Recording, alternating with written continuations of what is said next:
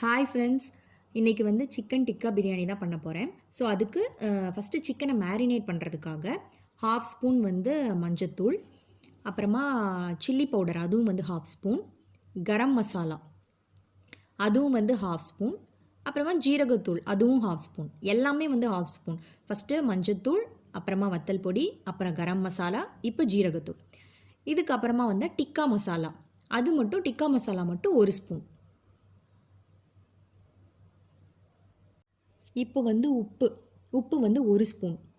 அதுக்கப்புறமா வந்து ginger garlic paste அதுவும் வந்து 1 spoon. Ginger garlic paste add பண்ணதுக்கப்புறமா தயிர் வந்து 2 ஸ்பூன், 2 அல்லது 3 ஸ்பூன் கூட சேர்த்துக்கலாம். அதுக்கப்புறமா வந்து லைம் ஜூஸ் அது ஒரு 1.5 இல்லை 2 ஸ்பூன். இதை வந்து நல்லா வந்து மிக்ஸ் பண்ணி விட்டுறணும். அப்புறம் வந்து ஃபுட் கலர் வந்து கொஞ்சமாக வந்து சேர்த்துருக்கேன். இது வந்து ஆப்ஷனல், அந்த டிக்கா அப்படிங்கிறனால அந்த ரெட் கலர் கொடுக்கறதுக்காக. இப்போது சிக்கனை போட்டு இதில் நல்ல மசாலாவை வந்து சிக்கனை நல்லா தடவி மேரினேட் பண்ண போகிறோம். இப்போ என்னென்னா இதில் வந்து நான் குக்கிங் ஆயில் வந்து சேர்த்துருக்கேன். ஒரு 3 ஸ்பூன் குக்கிங் ஆயில் சேர்த்துருக்கேன், நான் சொல்ல மறந்துட்டேன். அப்புறம் லெமன் ஜூஸ் வந்து நான் மொத்தமாக பிரியாணிக்குன்னு ஃபஸ்ட்டே வந்து ஒரு 3 பழம் புழிஞ்சு வச்சுருக்கேன். அதிலேருந்து நான் வந்து ஊற்றிருக்கேன், அதில் 1.5 ஸ்பூன். இப்போ இதை வந்து 1 hour வந்து மேரினேட் ஆகட்டும். இதை வந்து மூடி வச்சிடலாம்.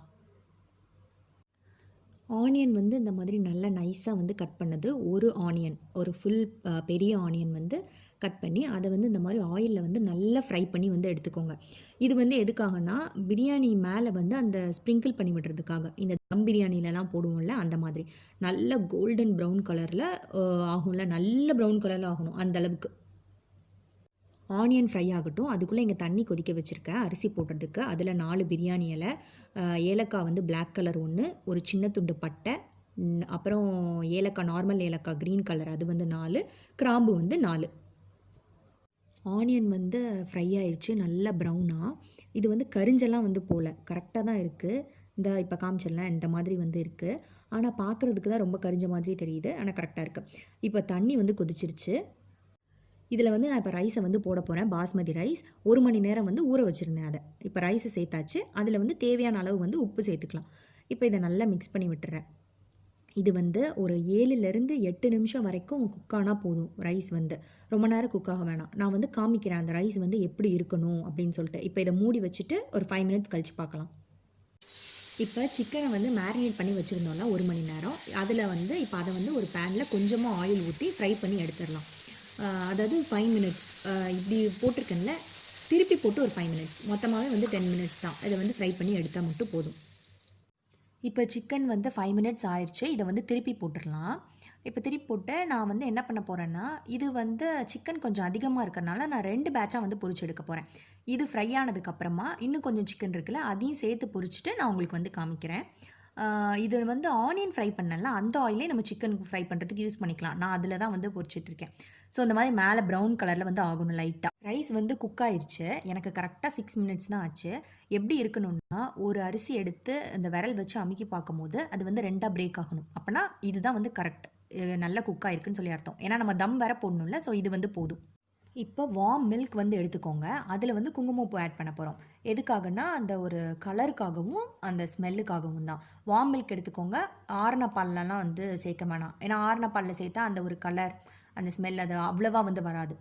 அதுக்கப்புறம் இதில் வந்து ரோஸ் வாட்டர், முகத்துக்கு போடுற ரோஸ் வாட்டர் வந்து ஆட் பண்ணிடாதீங்க. தனியாக ரோஸ் வாட்டர் வந்து கிடைக்கிது. அதுக்கப்புறம் கேவர் எசன்ஸ், அந்த கேவர் வாட்டர் இருக்குது, அது ஆட் பண்ணிக்கோங்க. அது இல்லைனாலும் ஒன்றும் பிரச்சனை இல்லை. இப்போ இது எல்லாத்தையும் கலந்து தனியாக வச்சிடலாம். இப்போ வந்து என்ன பண்ணுறேன்னா, இந்த நடுவில் இந்த மாதிரி ஒரு குட்டி கிண்ணம் வச்சு, கோல்டு இருந்தால் கோல் போடலாம். நான் வந்து இந்த கோகோனட் ஷெல் தான் வந்து யூஸ் பண்ணியிருக்கேன். அப்புறமா வந்து ஆயில், கீ இல்லை பட்டர், நான் வந்து பட்டர் யூஸ் பண்ணுறேன். உள்ளே போட்டோன்னே இதை வந்து அப்படியே க்ளோஸ் பண்ணிடணும். ஐயோ, இது வந்து வெளில போயிடுமே. இன்னொரு மூடி எடுத்து க்ளோஸ் பண்ணுறேன், ஏன்னா இது வந்து வெளில போயிடும்.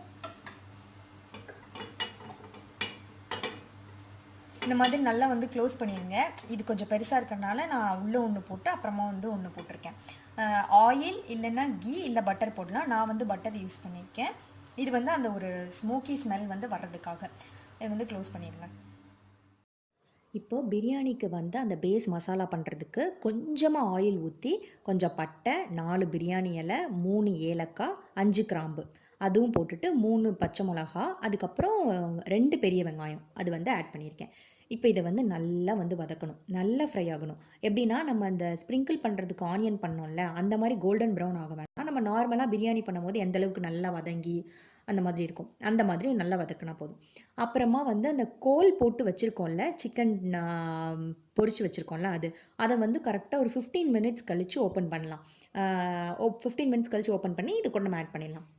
இப்போ என்னென்னா அந்த சிக்கன் பொரிச்சேன்ல நான், அதை ஃபஸ்ட் பேட்ச் வந்து வெறும் ஆயிலில் மட்டும்தான் பொரித்தேன். செகண்ட் பேட்ச் வந்து என்ன பண்ணேன்னா, அப்படியே அந்த மசாலா வந்து அந்த மேரினேட் பண்ணி வச்சுருப்போம்லாம் அடியில் தண்ணியாக அந்த மசாலாவோடு தானே இருக்கும், அதையும் சேர்த்தே நான் ஆயிலில் போட்டு பொரிச்சிட்டேன். அப்போனா வந்து கொஞ்சம் ஆயிலில் பொரிஞ்ச மாதிரியும் இருக்கும், நல்லா பாயில் ஆகி நல்லா சாஃப்டாக ஜூஸியாக இருந்த மாதிரியும் இருக்கும். ஸோ அதுக்கப்புறம் அது ஒரு 5 மினிட்ஸ் குக் ஆனதுக்கப்புறம் ஆல்ரெடி ஃபஸ்ட் பேட்ச் பொரிச்சு வச்சுருந்தேன்ல, அதையும் சேர்த்து நல்லா மொத்தமாக ஒரு 10 மினிட்ஸ் குக் பண்ணி அப்புறமா கோல் போட்டு நான் வந்து எடுத்து வச்சுட்டேன். நீங்களும் அந்த மாதிரியே பண்ணி எடுத்துக்கோங்க. இப்போ வெங்காயம் நல்லா வந்து வதங்கிருச்சு. இந்த டைமில் ஒரு ஸ்பூன் வந்து ஜிஞ்சர் கார்லிக் பேஸ்ட்டு, ஆயில் வந்து கொஞ்சமாக ஊற்றிக்கோங்க. ஏன்னா சிக்கன் ஃப்ரை பண்ண அந்த மசாலா ப்ளஸ் ஆயில் நான் இதில் வந்து சேர்த்துருவேன் இப்போது. ஏன்னா சிக்கனை மட்டும் நான் தனியாக தானே வச்சுருக்கேன், அதை வந்து நான் ஆட் பண்ணுவேன். அதனால் இது கொஞ்சமாக ஆயில் ஊற்றி நீங்கள் வதக்கிக்கோங்க. இப்போது 1/2 ஸ்பூன் வந்து மஞ்சப்பொடி, 1/2 ஸ்பூன் வந்து கரம் மசாலா, அப்புறம் 1/2 ஸ்பூன் வந்து ஜீரகப்பொடி, அதுக்கப்புறமா வந்து 1 ஸ்பூன் வந்து டிக்கா மசாலா, அப்புறம் 1 ஸ்பூன் வந்து சில்லி பவுடர். இது எல்லாத்தையும் சேர்த்து நல்லா வந்து ஃப்ரை பண்ணிக்கோங்க. அதுக்கப்புறமா கொத்தமல்லி இலை இருக்குல்ல, அது கொஞ்சமாக வந்து போட்டுக்கோங்க, கொஞ்சமாக குட்டி குட்டியாக வந்து கட் பண்ணி. அதுக்கப்புறம் கேர்டு வந்து 2 ஸ்பூன் போதும். கேர்ட் போட்டதுக்கப்புறமா எலுமிச்சம்பழம் சாறு நம்ம புழிஞ்சு வச்சுருந்தோம்ல, அதிலேருந்து 2 ஸ்பூன் எலுமிச்சம்பழம் சாறு, 2 ஸ்பூன் ஊற்றினா போதும். இப்போ இது எல்லாமே வந்து நல்லா மிக்ஸ் ஆகட்டும். நல்லா பச்சை வாசம் போனதுக்கப்புறம் நான் சொன்னேன்ல அந்த ஆயில் ப்ளஸ் அந்த மசாலா, மேரினேட்டான மசாலா, சிக்கன் பொரிச்ச ஆயில், அதில் இருக்க அந்த அடியில் இருக்க மசாலா, அதையும் இதில் ஊற்றி நல்லா வதக்கி விட்டுறலாம்.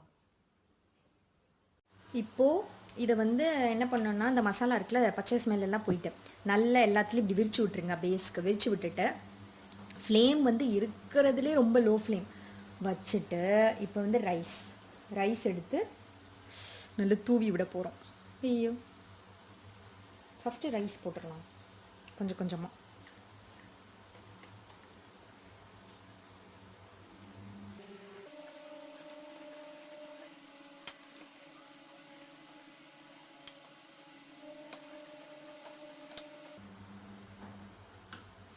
இப்போ வந்து ரைஸ் போட்டதுக்கப்புறம் அந்த இது இருக்குல்ல, பால், வார்ம் மில்க் ப்ளஸ் அது என்னது, அந்த ரோஸ் வாட்டர் இருந்தால் ரோஸ் வாட்டர், அப்படி இல்லை அப்படின்னா அந்த கேவர் வாட்டர், அது அந்த எசன்ஸ்.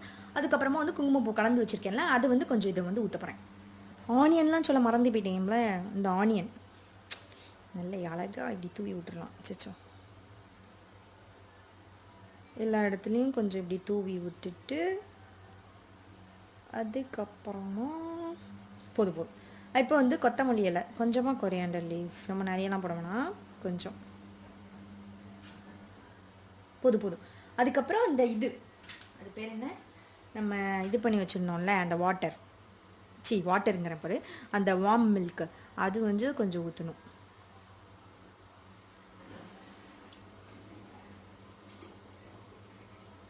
இது வந்து கொஞ்சம் நல்லாயிருக்கும் ஸ்மெல். கொஞ்சம் கொஞ்சமாக ஊற்றுறதுனால கொஞ்சம் நிறைய ஊற்றுற மாதிரி இருக்குது, ஆனால் நான் கொஞ்சமாக தான் ஊற்றுறேன். அதுக்கப்புறம் இப்போ வந்து நெய் கொஞ்சம், அப்புறமா நெய் வந்து கொஞ்சம் கொஞ்சமாக இது பண்ணிக்கோங்க, அங்கங்கே கொஞ்சம் வந்து தெளிச்சு விட்டுக்கோங்க இப்படி நெய். அதுக்கப்புறம் சிக்கன் பீசஸ்,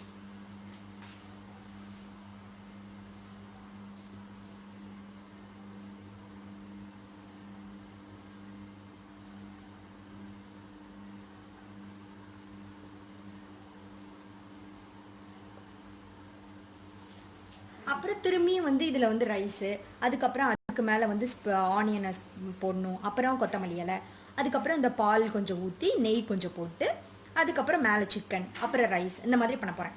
நான் பண்ணிட்டு காமிக்கிறேன். ஸோ இப்போ அடுத்து வந்து ரைஸ் போட போகிறேன் திரும்பியும்.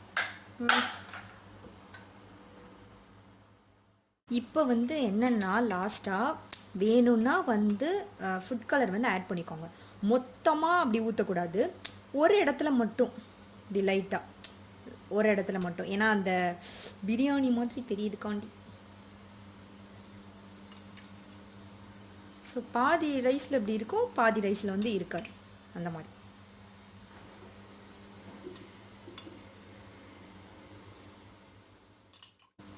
இந்த காட்டன் கிளாத் வச்சு மூடி இது மேலே வந்து அந்த லிட்டு வச்சு க்ளோஸ் பண்ண போகிறேன்.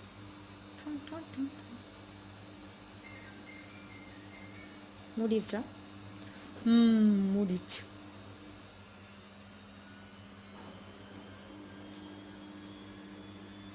இப்போ வந்து என்ன பண்ணேன்னா, வேணும்னா அடியில் வந்து இதெல்லாம் நான் பண்ணேன்ல, இந்த ப்ராசஸ்லாம் பண்ணும் போதே வந்து பயங்கர லோ ஃப்ளேமில் தான் இருக்கணும். அடுப்பு எரியுதா எரியலையான்னு கூட வந்து தெரியக்கூடாது, அந்த மாதிரி ஒரு லோ ஃப்ளேமில் இருக்கணும். அப்புறம் இதுக்கு அடியில் வேணால் எப்பவும் போல் நார்மல் பிரியாணி பண்ணுவோம்ல, அந்த நான் நார்மல் பிரியாணிலே நான் வந்து போட்டுப்பேன். அதில் வந்து அடியில் வந்து தோசைக்கல் வச்சுட்டு ரொம்ப லோ ஃப்ளேமில் வச்சு ஒரு 10 மினிட்ஸ் நம்ம வச்சா போதும். இப்போ அதே மாதிரி நான் அடியில் ஒரு தோசைக்கல் வச்சு 10 மினிட்ஸ் வைக்க போகிறேன். வச்சு முடிச்சுட்டு அதுக்கப்புறம் பிரியாணி எப்படி இருக்குது, தம் இது தம் இது வந்து தம் போட்டுக்க. முடிச்சதுக்கப்புறம் நான் எப்படி இருக்குன்னு காமிக்கிறேன். இப்போ எத்தனை நிமிஷம் கழிச்சு எடுத்தேன்? 10 மினிட்ஸு. இப்போ 10 நிமிஷம் கழிச்சு, ஐயோ உழைச்சிட்டேன், 10 நிமிஷம் கழிச்சு எடுத்தேன். இப்போ அடியிலேருந்து இப்போ எடுக்கலாம், அப்போ தான் அந்த மசாலா வந்து தெரியும். வா சூப்பராக இருக்குது, தெரியுதா? இப்படி தான் கடையிலலாம் கொடுப்பாங்க.